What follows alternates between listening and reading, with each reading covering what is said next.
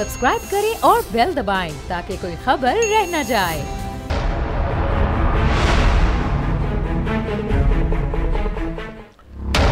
बिस्मिल्लाहिर्रहमानिर्रहीम, अस्सलामुअलैकुम। बोल न्यूज़ की खुसूसी नशरियात में मैं सलमान मिर्ज़ा आप सभी को खुशामदीद कहता हूँ। जनाब, आज एक बड़ी खबर निकल कर सामने आई। पेट्रोल की कीमतों में इजाफा कर दिया गया। अब इलेक्शन ज़ाहिर सी बात है 3 महीने या 2 महीने के अंदर हो जाएंगे, अभी तो इसका ऐलान नहीं किया गया, लेकिन इस बात का ऐलान ज़रूर कर दिया गया कि 12 तारीख को पार्लियामेंट की मुद्दत खत्म हो जाएगी और उससे पहले ही पार्लियामेंट तहलील कर दी जाएगी। अब जब पार्लियामेंट तहलील होगी, इंटरिम हुकूमत आएगी, इंटरिम सेटअप आएगा और जो इंटरिम सेटअप होगा वो 3 महीने के अंदर फिर इलेक्शंस करवाएगा। लेकिन सबसे अहम बात यह कि यही तमाम सियासी जमातें जो इस वक्त हुकूमत में हैं वो इलेक्शन मुहिम भी चलाएंगी। तो कितना मुश्किल होगा महंगाई के इस दौर में। अभी पिछले दिनों हमने देखा था जनाब, 7.5 रुपए फी यूनिट इजाफा कर दिया गया था। अब पेट्रोल की कीमतों में इजाफा किया गया है। कितना मुश्किल होगा इलेक्शन मुहिम चलाना, क्योंकि जब भी हुकूमत आई है उसने कहा है कि हमने सख्त फैसले लिए हैं और ये इंतहाई सख्त फैसले हैं, क्योंकि अगर ये फैसले नहीं लेते तो हमारी सियासत तो बच जाती लेकिन फिर रियासत को नहीं बचा सकते थे। और उन्होंने कहा कि जनाब डिफॉल्ट करने का खतरा हमारे सर पर था, इस वजह से पेट्रोल की कीमतों में इजाफा नागुज़ीर था। अब जाते जाते हुकूमत ने ये किया, लेकिन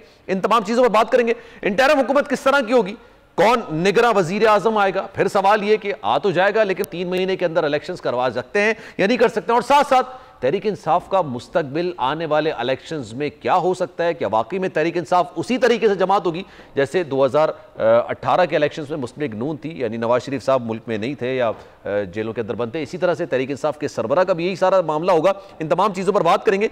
फैयाजुल हसन चौहान साहब इस वक्त हमारे साथ मौजूद हैं, उनसे जरा गुफ्तगू का सिलसिला आगे बढ़ाते हैं। फैयाज साहब अस्सलाम वालेकुम, क्या हाल है सर, कैसे हैं?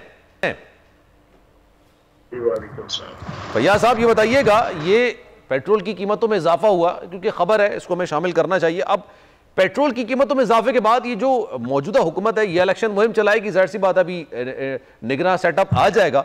कितना मुश्किल होगा आवाम में जाना इस तरह से? बिस्मिल्लाहिर्रहमानिर्रहीम। आपको किसने कह दिया है कि 2 महीने या 3 महीने बाद इलेक्शन हो रहे हैं? ये वाला आपका पूरा आप बताएं, नहीं हो रहा है। मैं बता देता हूँ, इलेक्शन कोई नहीं है एक साल तक इस मुल्क में। हाँ, और मर्दमशुमारी बुनियादी वजह है, फिर उसके बाद सैलाब है। ये 2 चीज ऐसी हैं कि जिसकी वजह से पाकिस्तान इस वक्त जनाब मुतहम्मिल ही नहीं हो सकता कि फौरी तौर पे यहाँ पे इलेक्शन हो।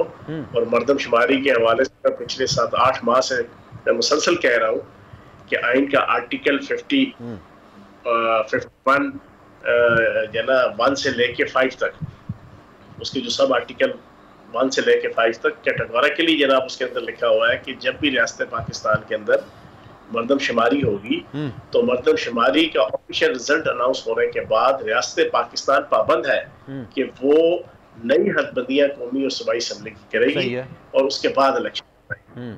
तो ये चीजें बड़ी क्लियर है। और अभी तो आपके जनाब डोर टू डोर कैलकुलेशन ही कंप्लीट नहीं हुई, फिर उसके बाद आपका उसको कंपाइल करना है, 2-3 महीने दफ्तरों में बैठ के उसकी कंपाइलेशन पे गुजर जाएंगे, फिर वो ऑफिशियली अनाउंस होगा, फिर उसके बाद हदबंदियां होंगी। तो मैं नहीं समझता कि जना मार्च अप्रैल 2024 से पहले का तो आप सोचे ही ना। और अभी जो सैलाब की सूरत हाल है वो आपके सामने है, आधा पंजाब, पूरा सिंध और आपके जनाब आधे से ज्यादा बलोचिस्तान वो डूबा हुआ है। और अगला ये महीना अगस्त का इंतहाई सवियर बारिशों की पेशीन गोई है। अच्छा। और ये बारिशें अगर इसी तरह रहती हैं और दूसरी तरफ से इंडिया पानी छोड़ता है, हस्बे साबिक जो उसकी जलालत होती है हमेशा, तो पाकिस्तान के अंदर तो जना अगले 4-5 महीने तो इलेक्शन का कोई माहौल मुझे नहीं नजर आ रहा। ठीक है, अच्छा, अब आपकी जो बात है ना उसमें कई सवालात हैं, मैं एक एक करके आपके सामने सवाल रखता हूं, आप तफसीली जवाब दीजिएगा। सर, ये मार्च 2024 तक आप कह रहे हैं कि फिलहाल नजर नहीं आता, तो मार्च 2024 तक इंटरिम हुकूमत चलेगी, पार्लियामेंट तो तहलील हो रही है, या आप कह रहे हैं पार्लियामेंट भी तहलील नहीं होती, यही मौजूदा सेटअप आगे चलता जाएगा? पार्लियामेंट तहलील हो रही है और मेरी इंफॉर्मेशन के मुताबिक इशरत उल इबाद साहब निगरान वज़ीर आज़म बन रहे हैं। अच्छा, अभी तक की इंफॉर्मेशन है। और वो स्पेशल जनाब त्यारे के जरिए से नूर खान एयर बेस पे जनाब मेरा ख्याल या तो उतर चुके होंगे या आज उतरेंगे। अच्छा, या कल उतरेंगे। और निगरान वज़ीर आज़म वो होंगे। और हुकूमत चाहे निगरान जना सेटअप 1 साल चले, 1.5 साल चले, 2 साल चलेगा जना निगरान सेटअप की साथ ही जना अपने मामला चलाएगी। चले, तो सर इसको फिर आईनी कवर किस तरह से देंगे ये भी बताएं सर। आईनी कवर की बात यह है कि आइन का article 51, sub article 1, sub article 2, sub article 3, sub article 4, sub article 5, अच्छा, वो अगर आप पढ़ लें उसके अंदर चीज लिखी है। और फिर 2018 के अंदर तमाम पॉलिटिकल पार्टीज ने इत्तेफाक किया था कि नई मर्दमशुमारी के मुताबिक आइंदा इलेक्शन होंगे। सही है। आइन भी यही कहता है, आपकी जमातें भी यही कहती हैं। अगर इस इशू को जब आप कहेंगे ना कि आईनी कवर देना, तो फिर आप सुप्रीम कोर्ट में जाएंगे। ये इशू जाएगा सुप्रीम कोर्ट में। जब सुप्रीम कोर्ट में जाएगा तो सुप्रीम कोर्ट आइन और कानून के मुताबिक और हालात और वाकयात के मुताबिक जो है वो सारी चीजों का फैसला करेगी। और वो यही बनता है आपका अगले साल के मिड या एंड में इलेक्शन बनता है। ठीक है, चलें अब इससे एक और सवाल सर निकलता है, सब सवाल झेली सवाल, कि अगर आप कह रहे हैं नई मर्दमशुमारी, पहली बात तो ये सर इंटरिम हुकूमत आ जाती है, निगरां हुकूमत आ जाती है, निगरां हुकूमत के पास ये मैंडेट होगा कि वो सेंसस का नोटिफिकेशन जारी करे, पहला सवाल तो ये। दूसरा, अगर आप मर्दमशुमारी कर लेते हैं उसके बाद हल्का बंदियां करेंगे, हल्का बंदियां करने के लिए आपको आइन में तरमीम करनी पड़ेगी, उसके लिए आपको 2/3 अक्सरियत चाहिए होगी। अब कौमी असेंबली तो तहलील हो चुकी होगी, अगर हम सेनेट को भी उठा के देख लें तब भी वो ऐसा नहीं हो सकेगा, फिर ये कैसे होगा? भाई मैंने आपको अर्ज किया ना, तभी ये जाएगा जनाब सुप्रीम कोर्ट के अंदर। मैंने वैसे तो नहीं आपको कहा कि ये सुप्रीम कोर्ट में जाएगा। अगर असेंबलियां मौजूद होती तो फिर सुप्रीम कोर्ट में ना जाता, असेंबलियों के अंदर ही उसकी अमेंडमेंट हो जाती है। दूसरी चीज ये है कि अभी जो आपका इलेक्शन एक्ट 2017 के अंदर तरामीम हो गई है, उसके बाद हर किस्म का फैसला करने की निगरान हुकूमत अथराइज है, कानूनी और आईनी तौर पर मिल चुका है जनाबे वाला। तो इस वजह से ये कोई इशू नहीं है। दूसरा, जब आपने मार्च के अंदर स्टार्ट की थी मर्दमशुमारी, तो आपको चीजें समझ आ जानी चाहिए थी कि जब आप ये करने चले हैं तो ये तो पूरा 6, 7, 8 महीने का एक पूरा प्रोसेस होगा। फिर उसमें आपकी एप्रीहेंशन रिजर्वेशंस है, MQM की, जमात इस्लामी कराची की, बलोचिस्तान की पार्टियों की, तमाम आपकी जनाब सूबाई जो पार्टियां हैं उनका अपना अपना जनाब एतराजात है। अब आप मुझे बताएं, 3.5 करोड़ नया वोटर बना है, 3.5 करोड़। आप उस 3.5 करोड़ वोटर को जो है वो इलेक्शन प्रोसेस से जो है वो निकाल देंगे? अब कैसे निकाल सकते हैं? तभी तो आइन ने ये कहा है ना कि जब भी मर्दमशुमारी का ऑफिशियल गजट अनाउंस होगा, उसके बाद नई हदबंदियां होना लाजमी है। ये आईनी तकाजा है। जब नई हदबंदियां होनी है वो 3-4 महीने का वो प्रोसेस है। तो जनाब आपका इलेक्शन अगले साल के एंड तक मुझे ना ये आप ना फयाजुल हसन चौहान साहब खबर दे रहे हैं, ये बहुत बड़ी खबर है। और इस खबर का एक और पस मंजर भी है, और वो चीज ये कि तमाम सियासी जमातें ऑन बोर्ड हैं इस फैसले पे पसे पर्दा। यार ऑन बोर्ड की बात नहीं है, ये आपके हालात और वाकयात, सर्कमस्टेंसेस, आइन, कानून और मौका, मुनासबत, प्रिवेलिंग जनाब आपके सर्कमस्टेंसेस, ये सारी चीजें बता रही हैं। पॉसिबल ही नहीं है चीजें। नहीं, 2017 के सेंसस पे हो सकती है। सुप्रीम कोर्ट के अंदर प्रॉपर हियरिंग होगी, उसके बाद आपका फैसला आ जाएगा। आपकी बात दुरुस्त है। असल में 2017 में जो सेंसस हुए थे ना, ये भी कहा गया था कि इसमें एक ही इलेक्शन होगा, और 2018 उसको भी आईनी कवर दिया गया था 2017 के सेंसस में, और कहा था इसको दोबारा से इलेक्शंस के लिए इस्तेमाल नहीं किया जाएगा, जनरल इलेक्शंस के लिए। लेकिन जी मेरा सवाल तो कंप्लीट होने देना सर। फिर बात ये हुई कि मुख्तलिफ रहनुमाओं को हमने सुना, उसमें उन्होंने कहा कि जनाब अब नहीं हो सकता है, तो फिर एक काम करते हैं, पुरानी हल्का बंदियों पे ही कर लेते हैं। ये पिछले 15 दिन से तो यही बहस चल रही थी, तो इसका मतलब वो ऑन बोर्ड नहीं है। अगर ऑन बोर्ड नहीं है तो फिर सर वो एहतजाज भी करेंगे। उस वक्त सलमान भाई ये तय हुआ था अदालती सतह पे भी और पार्टी की सतह पे भी, ये सब एक दफा के लिए ऐसा होगा, सोचिए तय हुई थी। जी बिल्कुल। बाकी ये चीज तय है आइन के मुताबिक कि जब भी मर्दमशुमारी नई, उसका ऑफिशियल रिजल्ट अनाउंस होगा, और उसके अनाउंसमेंट के बाद नई हल्का बंदियां होना लाजमन है। और ये जो निगरां हुकूमत के इख्तियारात में इजाफा किया गया है, उसमें ये नोटिफिकेशन जारी करने का इख्तियार भी है, क्योंकि ये यूजुअली तौर पर निगरां हुकूमत के पास होता है। ऑब्वियसली है। अब जो पिछले 7-8 महीनों से अरबों रुपया लगा के इतनी मुशक्कत की है, इतना कशफ काटा है, तो उसके बाद उसको कोई हल तो निकालना है ना।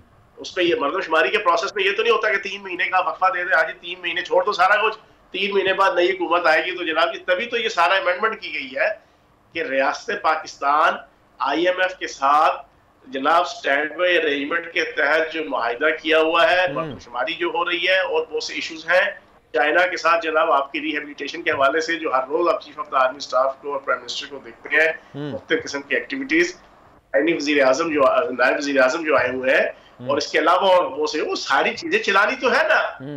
पाकिस्तान तो जना वो बिल्कुल जना इस पाकिस्तान के अंदर जो 1.5 साल से फसाद फिल अर्ज रहा, सही है, और जो आपा धापी रही, जो मारा मारी सीना छपटी रही, जिसकी वजह से पाकिस्तान मुआशी तौर पे तबाह हो गया, बिल्कुल अब उसको पांव पे तो खड़ा करना है।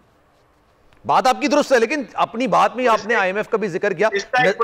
नजीर लगारी साहब भी हमारे साथ मौजूद, उनकी तरफ भी जाऊंगा, लेकिन एक पॉइंट सर मैं आपके साथ शेयर करना, IMF से जो हमारा स्टैंड बाय मुआहदा हुआ है वो ये हुआ है कि एक अभी जाती हुई हुकूमत को किस्त मिल चुकी है, एक इंटरम हुकूमत जब आएगी, निगरा हुकूमत उसको मिलेगी, और उसके बाद जो इलेक्टेड हुकूमत आएगी तीसरी किस्त उसको मिलेगी। तो सर फिर इसका मतलब है कि 9 महीने का तो फिर सेटअप नहीं हो पाएगा ना। देखिए इस वक्त जो मौजूदा सूरत हाल है उसके मुताबिक सारी चीजें, और जो पाकिस्तान इस वक्त फेस कर रहा है, सैलाब फेस कर रहा है, मरदमशुमारी की चीजें फेस कर रहा है, और मेरी इंफॉर्मेशन नहीं है कि उसमें कोई चीजें बाकायदा लिखी हुई है कि 3 महीने जनाब नई जो इलेक्टेड हुकूमत होगी वो उसको डील करेगी। सर ये है उसमें जो टर्म्स एंड कंडीशंस लिखी हुई है वो ओबे करनी है। वो जो चेयरमैन तहरीक इंसाफ ने और PTI की हुकूमत ने पिछले साल फरवरी के अंदर जो बेड़ा गर्क किया था, IMF के साथ एक चलता फिरता माहिदा उसको सबूताज किया था कि पेट्रोल की कीमतें और पेट्रोलियम की मसनूआत की कीमतें 50 से करके और जनाब 3 महीने के लिए जामद करके जो तबाही और बर्बादी लाई थी, और जो फिर उसके बाद भुगती हम सारों ने, वो वाली चीज अब दोबारा यहाँ पे नहीं हो पाएगी। वो ना निगरान कर सकेंगे ना कोई और कर सकेगा। तो बाकी जो मौका मुनासबत की मैंने आपके सामने रख दी है, बाकी देखो फिर ठीक है सर, फिर तो बाकी देखें वक्त क्या। इशरत साहब के नाम पर फाइनलाइजेशन हो चुकी है, ये आपकी खबर है या आपको लग रहा है मौजूदा सूरत हाल में? मेरी खबर है, खबर है, ठीक है। और चले मैं नज़ीर लगारी साहब की तरफ भी जाता हूँ, सर हमारे साथ मौजूद रहेगा। लगारी साहब काफ़ी एक अहम खबरें हमारे शेयर की हैं फैयाजुल हसन चौहान साहब ने। पहली खबर तो यह है इशरतुल इबाद खान साहब निगरां वज़ीर आज़म होंगे, इस बात पर तमाम चीज़ें हो चुकी हैं, और हो सकता है वो कह रहे हैं कि जनाब वो आ भी गए हो या नहीं आए हो तो आ जाएंगे, ये फैयाज साहब ने कहा। और दूसरा ये जो इंटरम सेटअप होगा या निगरां सेटअप होगा ये मार्च 2022 तक चलना है और इलेक्शंस नए सेंसस की बुनियाद पर होंगे। 3 बड़ी खबरें हैं, आप तस्दीक करेंगे? क्या कहेंगे? सॉरी 2024 तक।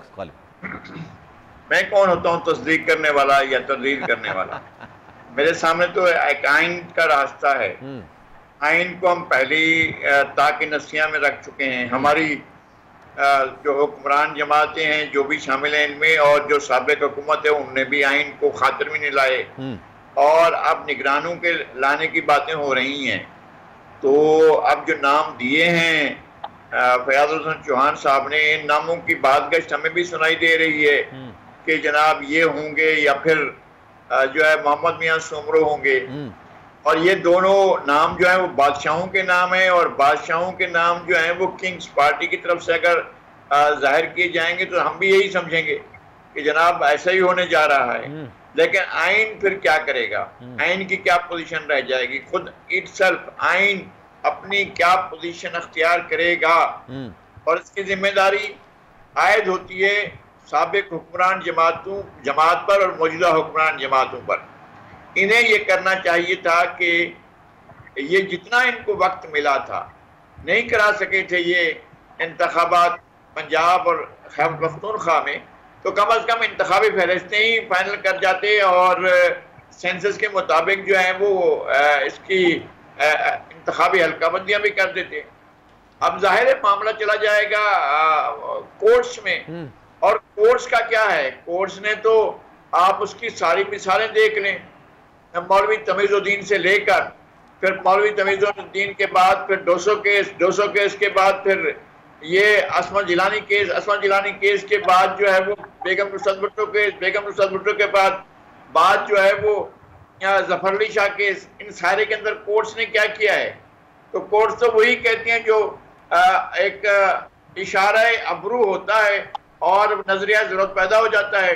सिर्फ असद जिलानी की किस्मत अच्छी थी कि उन्हें इंसाफ ये मिला कि याह्या खान को गासिब उस वक्त करार दिया गया जब वो इक़्तिदार से उतर चुका था और उसको हटा दिया गया था, और वो बतौर जर्नैल भी रिटायर किया जा चुका था। उसके कई महीनों के बाद ये फैसला आया कि जनाब ये गासिब था और इसने इक़्तिदार पर गासिबाना कब्जा किया था, वरना जो है जो इक़दाम गुलाम मोहम्मद ने किए उनको भी वैलिडेशन मिली, जो इक़दाम अयूब खान ने किए वो भी मार्शल्लाह भी वैलिडेट हो गया।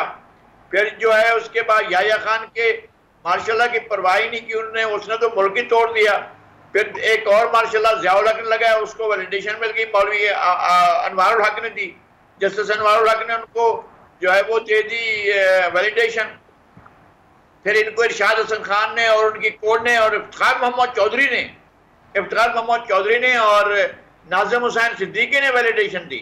और ये भी कह दिया, ये भी कह दिया कि जनाब आप आइन में तरमीम करें भाई, आप एक आमिर मुतलक, एक फर्द वाहिद, एक जो जिसका कोई ताल्लुक नहीं है लेजिस्लेशन से, वो बैठकर आइन में तरमीम करे।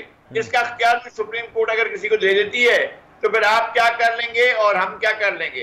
और फिर यही असम्बलियां क्या करती हैं, जो पिछला किया धरा है उसको साफ भी करती है और कहती हैं हाँ जी हम इसको जो है वो दे रहे हैं, आईनी कवर दे रहे हैं।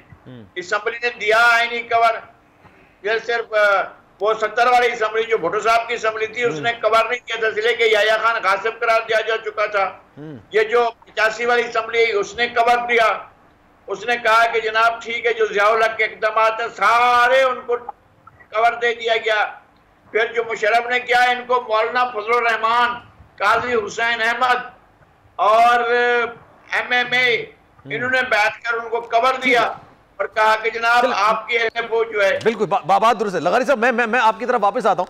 अच्छा चौहान साहब भी बताइएगा, मुझे ये वाले से भी पूछना था। चलें इलेक्शंस 2024 के मार्च में ही होते हैं, चलें मैं आपकी बात को सच मान के आगे चलता हूं। जो मौजूदा हालात के तनाजुर में आप कह रहे हैं नजरिया ज़रूरत फिर से कारबंद हो जाएगा, ये बताइएगा सर उसमें पाकिस्तान तहरीक इंसाफ कहाँ होगी या मोस्ट इंपॉर्टेंटली उनके चेयरमैन कहाँ होंगे? सर कहीं पे भी नहीं होंगे जनाब। आप मुझे ये बताएं कि आपने 9 मई के जो वाक़यात, 9 मई से पहले के वाक़यात और ख़ुसूसन 9 मई के वाक़यात, आप क्या समझते हैं कि उसके बाद रियासत जो है वो इन तमाम कोई 30-35 हज़ार लोग हैं कि जो तकरीबन सारे के सारे A कैटेगरी, B कैटेगरी और C कैटेगरी के ओहदेदार हैं PTI के, उन सारों को चेयरमैन PTI ने अपने आगे लगा के एंटी रियासत और इस्तेमाल किया। और फिर जो 9 मई को दहशतगर्दी की कार्रवाइयाँ हुई और उसके ऊपर जो FIRs हुई हैं, जो फिर मिलिट्री कोर्ट्स के अंदर केसेस चल रहे हैं, आप क्या समझते हैं कि यहाँ पर अब 21 तोपों की सलामी दी जाएगी और दोबारा PTI को जनाब बड़े भरपूर तरीके से जनाब तरानों के साथ और नगमों के साथ और झंडों के साथ जनाब यहाँ पे इलेक्शन लड़ने के लिए माहौल फराहम किया जाएगा? ये तो सारा प्रोसेस जब भुगतेंगे अभी शुरू होना है। 15-20 दिन बाद जनाब कोकला छपाकी जुमेरात आई है, जेड़ा अगे पीछे देखे उसकी शामत आई है वाला माहौल शुरू होने वाला है। और जो लोग जो 30-35 हज़ार लोग जिनके ऊपर ATC के पर्चे, 780A के पर्चे, दहशतगर्दी के पर्चे, कत्ल-ओ-गारतगरी के पर्चे, शोहदा को जनाब के जनाब मुजस्मों को और जनाब GHQ और मियाँ वाली एयरबेस और जनाब जना हाउस और इस तरह की जितनी तंसीबात थी उनके ऊपर हमले, मार धाड़, कत्ल-ओ-गारतगरी के जो पर्चे हुए हैं वो सारे भागे हुए थे। उनको सोशल मीडिया के जरिए से लॉलीपॉप दिया हुआ था, ट्विटर और फेसबुक और इंस्टा और जनाब आपके टिकटॉक के जरिए से कि जनाब दोबारा जनाब चेयरमैन तहरीक इंसाफ वज़ीर आज़म बनने के लिए आ रहे हैं। और एक स्पेसिफिक एस्टेब्लिशमेंट थी जो पैरेलल पाकिस्तान के अंदर पिछले साल फरवरी से काम कर रही थी और 26 नवंबर तक तो बड़ा स्ट्रांगली उसने काम किया, लेकिन 26 नवंबर के बाद भी उसकी ऑफ शूट्स और उसका कुछ ना कुछ थोड़ा सा मोमेंटम है जनाब टीवी चैनल से लेके और सियासी हलकों में, वो लोगों को खराब करती रही, खसूसन PTI के कारकुनान और अहदेदारान को, कि नहीं जनाब मामला ठीक होने लगे हैं, फिर जनाब पार्टी चेयरमैन आ रहा है, रिलीफ मिल रहा है, अदालतों से देखें रिलीफ मिल रहा है, चीजें सॉर्ट आउट हो गई हैं, कभी शुरू छोड़ी जाती है कि जनाब चीफ ऑफ आर्मी स्टाफ से सुलह हो गई, कभी शुरू छोड़ी जाती है, एस्टेब्लिशमेंट मजबूर हो गई, एस्टेब्लिशमेंट कदमों में गिर गई, फला फला फला। हालांकि कुछ ऐसा नहीं है, हर चीज पिछले 2.5 महीने से बड़ा स्मूथली उन तमाम 30-35 हज़ार के करीब लोग हैं जिसमें नॉमिनेटेड से लेके नामालूम से लेके उन सब के खिलाफ इश्तिहारी होने का एक पूरा प्रोसेस कंप्लीट हो चुका है।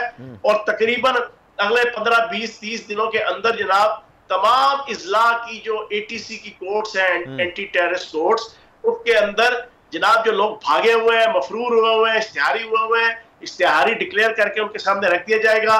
20-25 दिन महीने के अंदर उनके जनाब केस चलेंगे, फैसले आ जाएंगे, सजाएं उन सारों को हो जाएंगी। सजाओं की सूरत में उनकी जायदादें जब्त होंगी, उनके पासपोर्ट जब्त होंगे, उनकी जनाब शनाख्ती कार्ड जब्त होंगे, क्योंकि वो भागे हुए हैं। वाहिद एक मैं बंदा हूं जिसने बेल बिफोर अरेस्ट करवाई थी दूसरे दिन, 11 मई को मैंने बेल बिफोर अरेस्ट करवाई। सुबह भी मेरी पेशी है, बाकी भी जनाब सारा जनाब मामलात में भुगत रहा हूं। क्यों? कि मैं फेयर था, मैं उस पर्चे के अंदर मैं समझता हूं कि मैं वहां था ही नहीं। आपने हमेशा से और दीगर लोगों ने भी ये कहा कि इस सारे मामले के पीछे चेयरमैन तहरीक इंसाफ थे, और लास्ट टाइम आप 15 दिन पहले हम लोगों ने यार और कौन था, जरा सीना वाजिद थी, सुन लिया करें, सवाल तो सुना ना, सीना वाजिद थी या मुल्ला ब्रदर था? सर मैं आपसे सवाल जो कर रहा हूं वो तो पहले सुनने में ही शक का इजहार ही नहीं कर रहा कौन था कौन नहीं था, ये तो आप करें। मैं आपसे कह रहा हूं 15 दिन पहले हमारी गुफ्तगू हुई थी, मैंने आपसे कहा था कि सर वादा माफ गवाह क्यों नहीं आ रहा, आपने कहा एक लिस्ट बन गई है। सर वो कहां है सारे? 15 दिन गुजर चुके हैं इस भाई, उस बात को क्यों निकाल दिया? वसीम अकरम प्लस जिसको 5 साल तक जनाब चेयरमैन तहरीक इंसाफ ये दिखा के जनाब पेश करते रहे कि जनाब इसकी वजह से हम अगला इलेक्शन जीतेंगे, और जनाब उसको इस्तेमाल कर करके जनाब फिर उनके घर वाली जनाब वो मिसेज जनाब चेयरमैन तहरीक इंसाफ खरबों पे जनाब वो कमाते रहे। सही है, ठीक है ना। अब उसको क्यों आज पार्टी से निकाला है? चले बताए क्यों निकाला है? वो भाई सारे वादा माफ गवाह बने हुए हैं। आजम खान वादा माफ गवाह बना हुआ है, आपके यही मुराद सईद वादा माफ गवाह बनेगा। अच्छा, ये आपके उस्मान बुजदार साहब वादा माफ गवाह बन चुके हैं। आपकी लंबी फहरिस्त है जनाब जिन लोगों ने मार धाड़ कत्लो गारत गिरी में जो डायरेक्ट राब्ते में थे जनाब चेयरमैन तहरीक इंसाफ से, जो पिंडी के, कराची के, लाहौर के, मियाँवाली के, पेशावर के जो ओहदेदार वो सारे, और जो करप्शन के अंदर मारामारी के अंदर जितने लोग थे सारे बने हुए। ठीक है sir, thank you so much sir. Faiyaz साहब आपका बहुत शुक्रिया। फैयाजुल हसन चौहान साहब हमारे साथ मौजूद थे, नज़ीर लगारी साहब हमारे साथ मौजूद रहेंगे। एक ब्रेक लेते हैं, ब्रेक के बाद वापस आएंगे, ट्रांसमिशन का सिलसिला जारी रहेगा।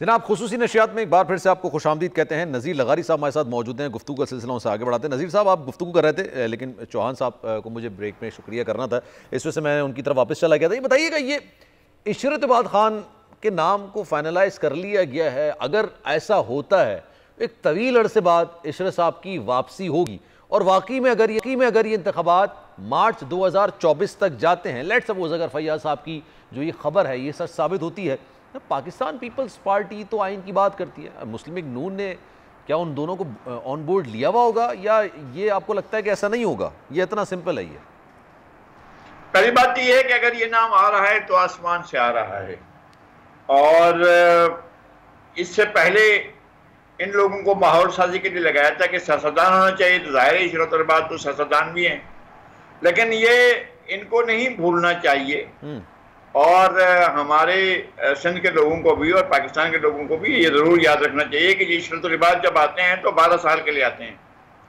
वो 3 महीने के लिए नहीं आते हैं या 6 महीने के लिए नहीं आते हैं। वो पहले भी जब आए थे तो 12 साल के लिए आए थे, और 12 साल से ज़्यादा वो रहे थे।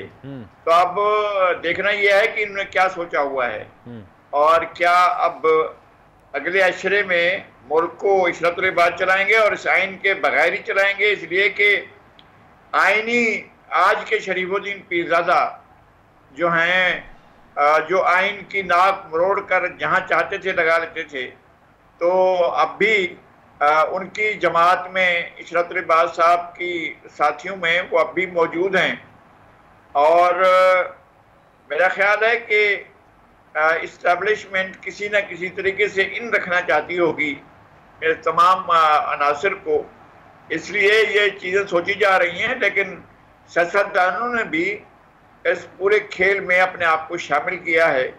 ये पहले से जो हवा बनाई जा रही है कि सियासतदान होना चाहिए, और एक नाम उनका भी चला है, मोहम्मद मियां सोमरो साहब का।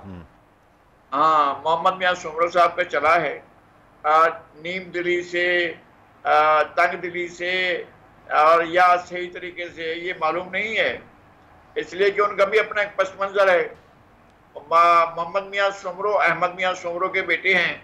अहमद मियां सोमरो जो है मौला भाई सोमरो के बेटे थे। हमने मौला भाई सोमरो को भी देखा, उनकी जनरल ज़ियाउल हक की काबीना में उनके कमालात भी देखे, फिर जनरल मुशर्रफ के साथी के तौर पर, सिंध के गवर्नर के तौर पर, चेयरमैन सेनेट के तौर पर, निगरान वज़ीर-ए-आज़म के तौर पर मोहम्मद नियाज़ सुमरो को भी देखा। तो हमारे बहुत मेहरबान है। लेकिन ठीक है सर, अगर आप इजाजत दें, फैसल साहब ने मुझे ज्वाइन किया, जरा मैं उनको भी शामिल गुफ्तगू करूं। फैसल साहब अस्सलाम वालेकुम। वालेकुम सलाम। सर ये बताइएगा, निगरान वजीर आजम के लिए कोई नाम फाइनलाइज हो गया है? फिर मैं एक खबर भी आपसे शेयर करूंगा जो कि फैयाजुल हसन चौहान साहब अभी थोड़ी देर पहले हमारे साथ मौजूद थे, उन्होंने शेयर किया। बताइएगा निगरान वजीर आजम के लिए नाम शॉर्टलिस्ट या फाइनल हो गया? अभी तक जो है वो निगरान वज़ीर आज़म के लिए कोई नाम जो है वो फाइनल नहीं हुआ। डेफिनेटली मीटिंग शुरू है, कुछ शॉर्ट लिस्टिंग हो रही होंगी। पाकिस्तान पीपल्स पार्टी का डेलीगेशन और PMLN से भी कल मिला है और फिर भी मिलेंगे, तो ये शॉर्ट लिस्टिंग होगी। जिन्होंने फाइनलाइज होंगी और लीडर ऑफ द हाउस जो प्राइम मिनिस्टर हैं वो 3 नाम शॉर्ट लिस्ट करेंगे तमाम इत्यादी जमातों से लेकर। सही है। और फिर वो लीडर ऑफ द अपोजिशन से मिलेंगे। सर उन 3 नामों में इशरत उल इबाद खान साहब का नाम शामिल है? नहीं, मैं कमेटी का मेंबर नहीं हूँ, तो पीपल्स पार्टी की तरफ से बंद नहीं होगा, शायद MPM ने दिया हो, मुझे इसका नहीं पता, लेकिन पीपल्स पार्टी की तरफ से आप जिस पाए के सियासतदान है माशाल्लाह और जिस तरह से मुतहरिक हैं, सर ये मानना थोड़ा सा मुश्किल है कि आपको पता नहीं होगा कि चहमा गोइयां क्या चल रही हैं। चहमा गोइयां तो इस्लामाबाद में कोई 7 वज़ीर आज़म घूम रहे हैं और इशरत उल इबाद समेत 8 हो गए, तो अच्छा अब ये किसको वज़ीर आज़म एक बंदे नहीं बनना है। जी जी जी। और अब पीपल्स पार्टी की तरफ से गालिबन शायद उनका नाम नहीं होगा और काबिल कबूल होगा जब अगर लीडर ऑफ द हाउस और leader of the opposition agree हो जाएंगे तो डेफिनेटली काबिल कबूल होगा। डेफिनेटली का मतलब पीपल्स पार्टी को एतराज नहीं होगा अगर वजीर आजम और अपोजिशन लीडर इत्तेफाक हो जाता है। लीडर ऑफ द हाउस जो है जो प्राइम मिनिस्टर है लेके जाएंगे 3 अपनी इत्तेहादी जमातों से बातचीत करके। सर आपकी पीपल्स पार्टी की मर्जी से वो भी नहीं लेके जाएंगे, मैं आपको ये बता रहा हूँ। तो मैं जाएगा नाम और एग्री होती है तो जब उनका नाम आगे जाएगा और बन जाएंगे तो फिर समय कबूल कबूल होगा अगर हम। ठीक है। अच्छा सर, अभी फैयाज साहब हमारे साथ मौजूद थे, उन्होंने बड़ी दिलचस्प बात की। उन्होंने कहा इशरत साहब का नाम फाइनल हो चुका है, गालिबन वो पाकिस्तान भी आ चुके हैं, मुझे तो नहीं पता, वो कह रहे थे आज गए या फिर आ जाएंगे। और उन्होंने दूसरी दिलचस्प खबर ये बताई है 2024 के मार्च तक इलेक्शंस नहीं होते। आप क्या कहेंगे? देखिए फैयाजुल हसन चौहान साहब तो बड़े पहुंचे हुए सियासतदान हैं, उनका मुकाबला तो मैं नहीं कर सकता हूँ। और दूसरी बात आपने सरकास्टिक अंदाज में बोला नहीं, दूसरी बात यह है कि इलेक्शन की जो बात है ये इनकी अपनी एक जाती असेसमेंट हो सकती है, किसी की असेसमेंट है, लेकिन पाकिस्तान पीपल्स पार्टी का बिल्कुल ये क्लियर मौकफ है कि इलेक्शन जो है वो 60 दिन और मैक्सिमम जो है 90 दिन के अंदर अंदर होने चाहिए। लेट्स सपोज हमारा पहला पॉइंट ये है कि जी जी सर कंटिन्यू। इत्तेहादी जमातें अगर चाहती हैं कि 90 दिन में इलेक्शन हो तो हम 90 दिन से एग्री कर सकते हैं। सर लेट्स सपोज अगर नहीं होते तो पाकिस्तान में कुछ भी मुमकिन है, नामुमकिन तो कुछ भी नहीं है, फिर क्या पीपल्स पार्टी का? पीपल्स पार्टी का अपना पॉइंट ऑफ व्यू पे हम अपना देंगे। आज प्राइम मिनिस्टर साहब ने मरदमशुमारी की बात की, देखिए मरदमशुमारी जो है उसमें पीपल्स पार्टी की भी रिजर्वेशन है और वो अभी तक एड्रेस नहीं हुई है। इसने CCI में जाना है और फिर उसके बाद ये आके कॉन्स्टिट्यूशनल अमेंडमेंट होनी है और कॉन्स्टिट्यूशनल अमेंडमेंट विदाउट 2/3 मेजॉरिटी आप कैसे कर सकते हैं? कैसे करेंगे? तो बिल्कुल पार्लियामेंट सवाल तो ये भी है ना कि लेट्स सपोज अगर अभी 8-9 तारीख को पार्लियामेंट तहलील हो जाती है, उसके बाद फिर अगर ये बताइएगा कि किस तरीके से नोटिफाई किया जाएगा सेंसस के रिजल्ट्स को, क्या हुकूमत के इख्तियारात में होगा? देखिए कॉन्स्टिट्यूशनल अमेंडमेंट करनी है आपने निगरान हुकूमत के। पहली बात तो CCI की मीटिंग ये हुकूमत कराती है और उसमें 2 वज़ीर आला ऐसे हैं जो कि आवाम का मैंडेट लेके नहीं आए हुए, वो निगरान वज़ीर आला हैं, तो वो हमारे सूबे की नुमाइंदगी नहीं कर रहे हैं, वो हमारे सूबे के नुमाइंदा नहीं है, निगरान वज़ीर आला हैं, तो वो कैसे CCI में बैठ के अपना पॉइंट ऑफ व्यू दे सकते हैं? और उसके बाद आपको कॉन्स्टिट्यूशनल अमेंडमेंट करनी है, तो कॉन्स्टिट्यूशनल अमेंडमेंट कैसे होगी आप मुझे बता दें, मुझे इस पे शायद मुझे समझ नहीं आती होगी। इस सूरत हाल में कॉन्स्टिट्यूशनल अमेंडमेंट हो सकती है और फिर निगरान हुकूमत में तो कौमी असेंबली होनी नहीं है, तो फिर कैसे कॉन्स्टिट्यूशनल अमेंडमेंट होगी? और सेनेट में भी 2/3 नहीं होगी, कौमी असेंबली नहीं होगी तो फिर सेनेट एक हाउस टोटली नहीं होगा। बिल्कुल बिल्कुल। तो ये मामला फिर सुप्रीम कोर्ट में जाता हुआ हो सकता है चला जाए फिर? मैं सर ये लास्ट क्वेश्चन आपसे, आई डोंट थिंक सो, मतलब है कि क्यों सियासी जमातें इलेक्शन से भाग रही हैं, इसको इलेक्शन लड़ना चाहिए। ठीक है। पूरे पॉलिटिकल सिनेरियो का वाहिद हल यही है कि इलेक्शन हो इस मुल्क में और नई हुकूमत है, नई पार्लियामेंट है और आगे लेकर चलें। ठीक है, thank you so much sir. Faisal Karim मौजूद है और अब्दुल्ला हमीद गुल जो चेयरमैन है जवानान पाकिस्तान के, उन्होंने मुझे ज्वाइन किया। अब्दुल्ला साहब अस्सलाम वालेकुम। जी वालेकुम अस्सलाम। अब्दुल्ला साहब, ये बड़ी दिलचस्प इस वक्त गुफ्तगू चल रही है, निगरान सेटअप कैसे होगा और अगर हो भी गया तो कितनी मुद्दत होगी? क्या इस साल इलेक्शंस हो जाएंगे, नहीं होंगे?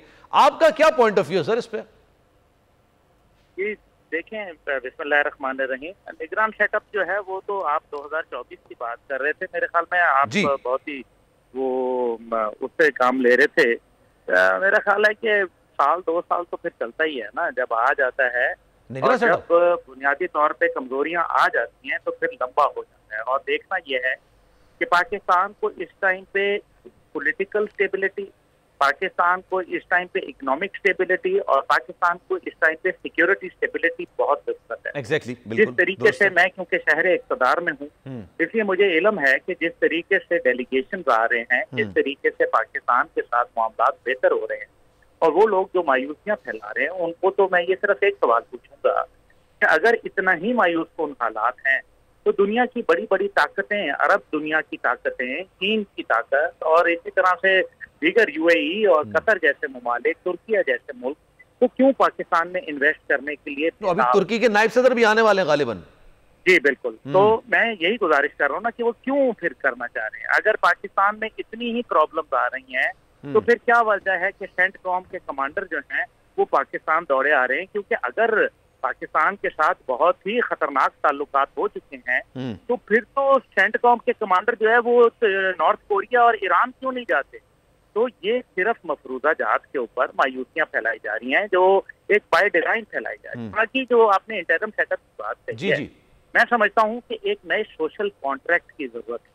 हमारा आइन जो है वो हर से आखिर नहीं है, उसके अंदर अगर वो हर से आखिर होता तो इतनी अमेंडमेंट ना की जाती। इसलिए आज के दिन में जरूरत इस बात की है कि जब लोगों को रियासत पे एतबार नहीं रहा, सियासत पे एतबार नहीं रहा, हुकूमत पे एतबार नहीं रहा, उनको सहाफत पे एतबार नहीं रहा, उनको जो है वो मईशत पे एतबार नहीं रहा, अदालत पे एतबार नहीं रहा, तो डोंट यू थिंक कि ये टाइम है कि अब हमें अपने आप का रिव्यू करना पड़ेगा। कॉन्स्टिट्यूशन जो है कोई नीलम परी नहीं है जिसको हमने जो है गले से बांध के रखना है। कॉन्स्टिट्यूशन मुल्क के लिए, मुल्क की खातिर हम जो है वो इस कॉन्स्टिट्यूशन की खातिर मुल्क को कुर्बान नहीं किया जा सकता। आम गरीब आदमी की आप जिंदगी की हालत ज़ार को देखें, क्या हाल हो गया, क्या मसाइल लोगों को पड़े हैं। और अभी देख लें कि मईशत हमारी जो है वो कहाँ खड़ी है, हमने क्या किया, मगरिब में हमें क्या आपकी दिया। बात दुरुस्त है, लेकिन कॉन्स्टिट्यूशन का जिक्र आपने किया कि नीलम परी नहीं है कि हम उसको गले से लगा के रखें।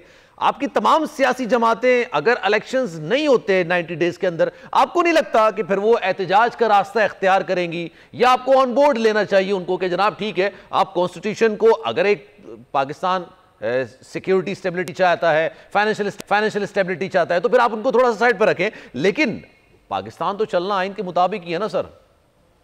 देखें, आइन को आपने मैग्ना कार्टा बनाया है ना जी। अगर आइन जो है जिस खेत से मुयसर ना हो दहकान को रोजी, उस खेत के हर खोशे गंदम को जला दो, सीधी सी बात है। अगर आइन जो है आम आदमी को, मुझे बताएं, आम आदमी को, एक रेडी बान को, एक साइकिल वाले को, एक रिक्शा वाले को, एक मजदूर को, एक किसान को इस आइन से क्या हासिल हुआ है वो बता दें। रूल ऑफ लॉ नहीं है, आम आदमी के लिए इंसाफ के तकाज़े।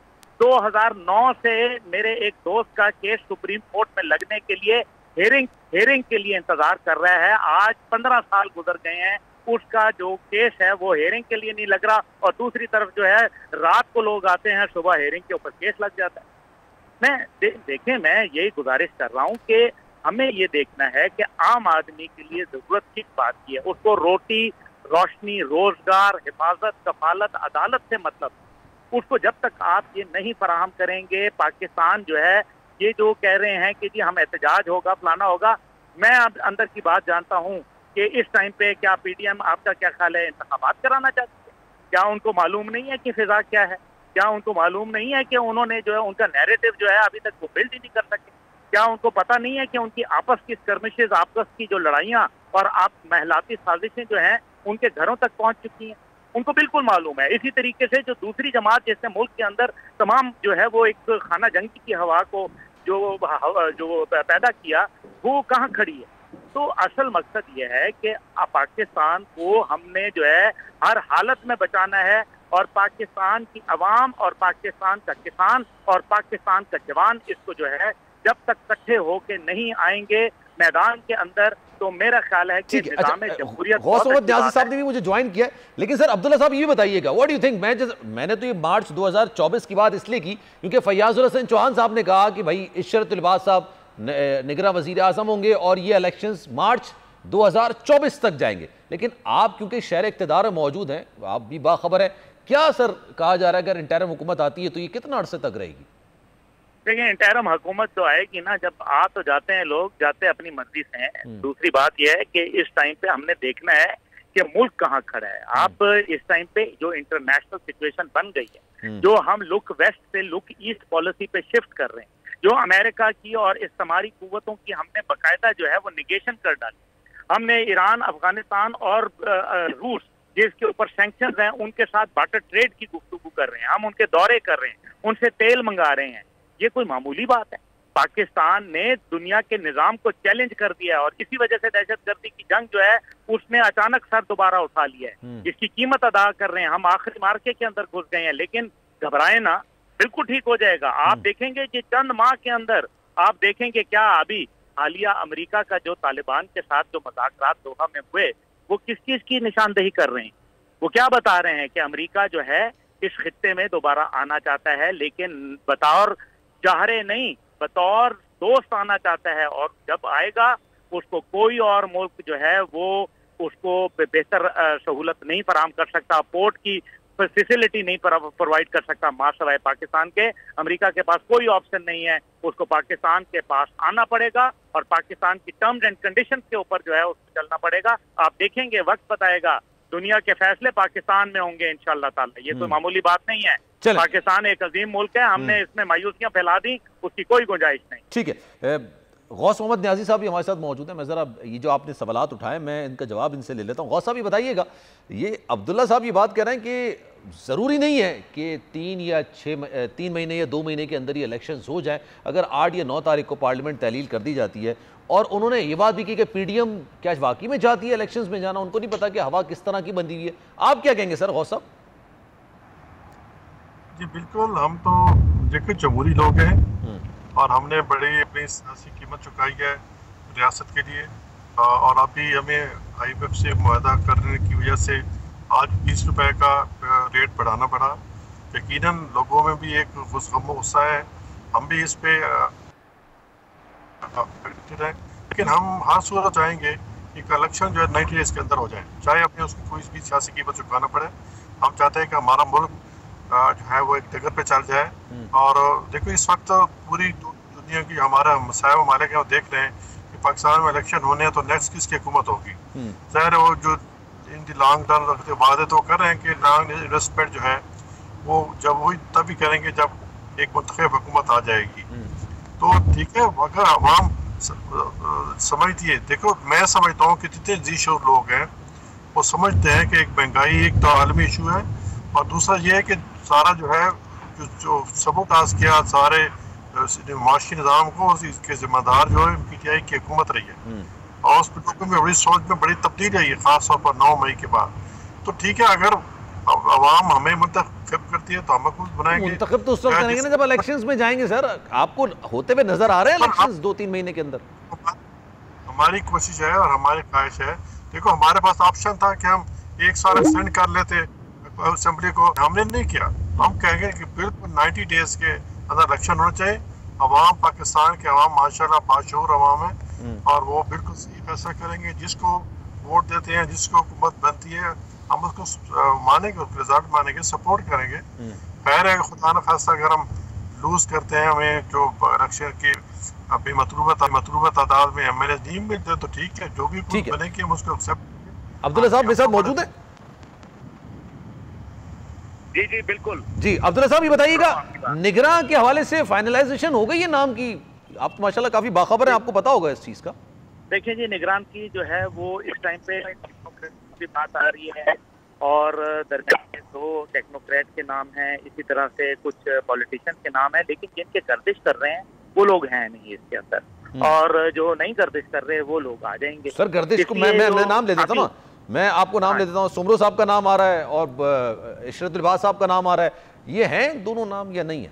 नहीं, अभी मेरे ख्याल में हनूज दिल्ली दूरस्त, अभी too early to comment, to predict. अभी इसके अंदर बहुत सारे मराहिल हैं जो इस टाइम पे, जो हम तो एक रवायती सोच से सोच रहे हैं ना, मुल्क को इस टाइम पे जो है एक बहुत हंगामी सूरत हाल का सामना है, और उस हंगामी सूरत हाल को निपटने के लिए मेरे ख्याल में जो सिर्फ 2-3 बड़े हैं उन्हीं को ये मालूम है, और आपको बहुत जल्द इस बात के ऊपर नजर आ जाएगा। जो नाम लिए जा रहे हैं अभी, कोई आपको बहुत ही मुनासिब लोग। चलिए सर, अब्दुल्ला साहब ये तो बता देना कि वो सियासतदान है, क्योंकि आपने कहा टेक्नोक्रेट का नाम भी है, कौन हो सकता है? देखें, जो भी टेक्नोक्रेट भी होता है तो वो आधा सियासतदान ही होता है ना। आजकल कौन आदमी है जो सियासतदान नहीं है? आजकल तो हमारे सहाफी भी सियासतदान है, ऐसे तो बड़े अकलदार। नहीं सर, ऐसा नहीं है, हर एक की अपनी पर्सनल ख्वाहिशात होती है, लेकिन हम तो सर सहाफत ही कर रहे हैं। लेकिन सर ये बताइएगा, फिर टेक्नोक्रेट भी हो सकते हैं? What do you think? जी बिल्कुल हो सकते हैं जी, क्यों नहीं हो सकते? टेक्नोक्रेट हो सकते हैं। आपने मुल्क को संवारना है, आपने ये थोड़ी देखना है कि कौन क्या है, आपने लोगों की काबिलियत के ऊपर चलना पड़ेगा। देखें, जहाँ माजी के अंदर 12 अगर गंदे अंडे थे ना, तो अभी 12 गंदे अंडे से काम चलेगा नहीं। अब आपको बास्केट के अंदर 10। पर सर सवाल लोग ये भी करते हैं ना, मेरा आखिरी सवाल है, प्रिसाइसली जवाब दीजिएगा, कि निगरान हुकूमत का काम तो सिर्फ इलेक्शंस तक जाना होता है, उसके बाद जो इलेक्टेड हुकूमत होती है, ये सारे जो मामलात हैं ये इलेक्टेड हुकूमत को करने होते हैं, इसका ये भी तो जवाब है सर एक। हाँ जी, तो मैं आपको बता रहा हूँ ना, निगरान का मतलब है कि निगरानी करना, पाकिस्तान की निगरानी करना। अब वो किसी भी लेवल पे और किसी वक्त पे भी हो सकती है। ठीक है, चले, thank you so much sir. Abdullah साहब हमारे साथ मौजूद थे, नज़ीर लगारी साहब हमारे साथ मौजूद थे, और गौस मोहम्मद न्याजी साहब हमारे साथ। आप तीनों शख्सियात का बहुत शुक्रिया। सलमान मिर्जा को दीजिए इजाजत। जिंदगी रही, सेहत रही, आपकी दुआएं रही तो इंशाल्लाह आपसे फिर मुलाकात होगी। ख्याल रखिएगा, अल्लाह हाफिज।